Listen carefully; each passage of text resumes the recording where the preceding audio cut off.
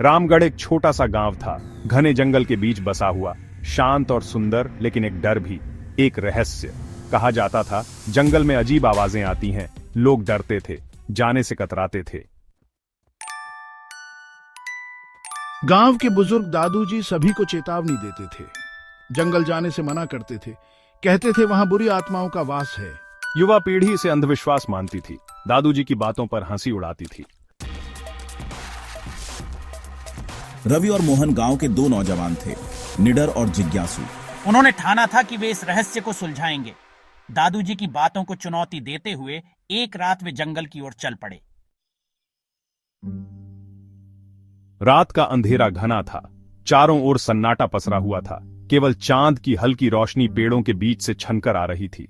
पेड़ों की साया डरावनी आकृतियां बना रही थी। हर कदम पर ऐसा लगता था जैसे कोई छुप कर देख रहा हो। जंगली जानवरों की आवाजें सिहरन पैदा कर रही थीं। हर आवाज के साथ दिल की धड़कन तेज हो जाती थी। डर के बावजूद रवि और मोहन आगे बढ़ते रहे। उनके कदम धीमे और सावधान थे, लेकिन हिम्मत नहीं हारी। अचानक उन्हें एक पुराना मकान दिखाई दिया। मकान की हालत जर्जर थी, जैसे सालों से किसी ने उसे छुआ न हो। यह क्या है? हमें इसे देखना चाहिए, शायद यहाँ कुछ छुपा हो। हाँ, चलो देखते हैं। हमें सावधानी से आगे बढ़ना होगा, शायद हमें कुछ सुराग मिले। ये जगह रहस्यों से भरी लगती है।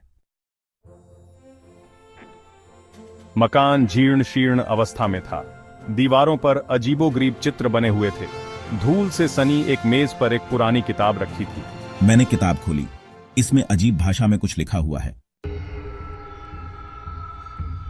जैसे ही रवि ने किताब का एक पन्ना पलटा, उसे एक अजीब सी अनुभूति हुई। एक ठंडी हवा का झोंका आया, मानो किसी ने अचानक खिड़की खोल दी हो। कमरे में एक धुंधली सी आकृति उभरी, जो धीरे धीरे स्पष्ट होती जा रही थी। डर के मारे रवि और मोहन पीछे हट गए। उनके चेहरों पर भय साफ झलक रहा था। मैं सरिता हूँ। मेरी कहानी बहुत दर्दनाक है। इसी मकान में रहती थी, जहाँ अब सिर्फ सन्नाटा और अंधेरा है। एक क्रूर राजा ने मुझे धोखे से मार डाला था और मेरी आत्मा को इस घर में कैद कर दिया। मेरी आत्मा यहाँ कैद हो गई थी और मैं आज भी इस श्राप से मुक्त नहीं हो पाई हूँ। मुझे मुक्ति चाहिए। इसके लिए गांव वालों को मेरी पूरी कहानी बतानी होगी, ताकि वे समझ सकें। हम तुम्हारी मदद करेंगे सरिता, तुम अकेली नहीं हो। हाँ, हम तुम्हें मुक्ति दिलाएंगे। हम सब साथ हैं। अगली सुबह रवि और मोहन गांव लौट आए। उनकी आंखों में थकान और चेहरे पर चिंता साफ झलक रही थी। गांव के लोग धीरे धीरे अपने घरों से बाहर निकल रहे थे और सूरज की पहली किरणें धरती को छू रही थीं। हमें सबको बताना होगा कि क्या हुआ। ये बात छुपाने से कोई फायदा नहीं होगा। हाँ, ये बहुत जरूरी है। अगर हम सच नहीं बताएंगे तो और भी अफवाहें फैलेंगी। उन्होंने पूरी घटना गांव वालों को बताई। पहले तो किसी ने विश्वास नहीं किया। लोग एक दूसरे की ओर हैरानी से देख रहे थे। हमें सच में सरिता की आत्मा मिली थी। वो जंगल में भटक रही थी। हाँ, और उसने हमें सब कुछ बताया। उसकी कहानी सुनकर हम सब सन्न रह गए। लेकिन रवि और मोहन के दृढ़ रहने पर सभी दादू जी के पास पहुंचे। दादू जी गांव के सबसे बुजुर्ग और समझदार व्यक्ति थे। मुझे पहले से ही इस कहानी की जानकारी थी।